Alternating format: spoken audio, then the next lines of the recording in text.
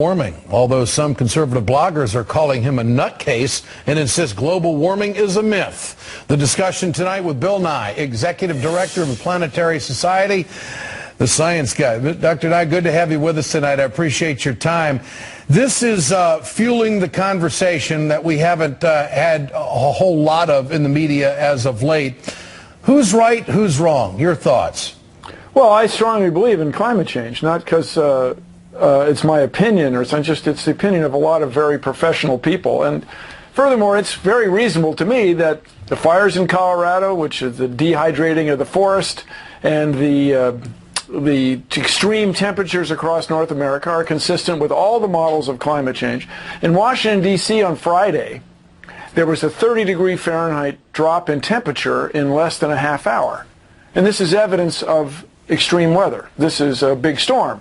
This is the storm that knocked out the power in the world's most influential city. And there's nothing to do about it. This is bigger than we are.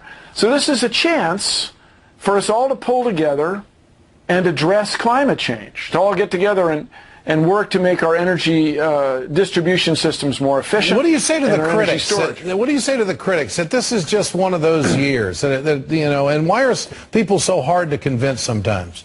Well, why they're hard to convince is always troubling to us in science education. But let's keep in mind, just factually, of the last 17 years, 16 of those have been the hottest of the last 17. 1996 is the one exception. There was a big El Nino.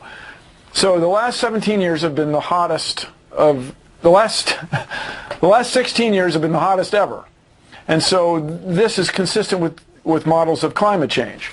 The big hurricanes are consistent with models of climate change. The big storms, the dehydration of the forest in Colorado and the forest fires are consistent with models of climate change. Now, you can say, since no one event is provable, that dismisses the whole thing, but that's not very good science. It's not very good. If you were in a position of power to actually do something, what would you do? What can we do?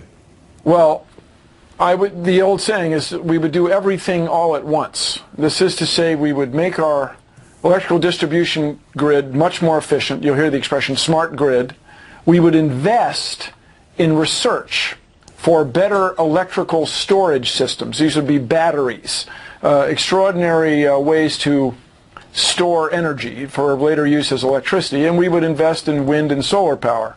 Now, I'm open-minded to the idea of nuclear power, but right now it's so dangerous that I don't think our technology is up to it. Instead, we'd invest in these more conventional energy sources, and this would be a national effort, and then we would lead the world in these new technologies, and people would embrace it in the United States. And I was born here, I'm a patriot and so on. The United States would be a world leader in this stuff rather than watching everybody else not only have better quality of life, but also have a better economy.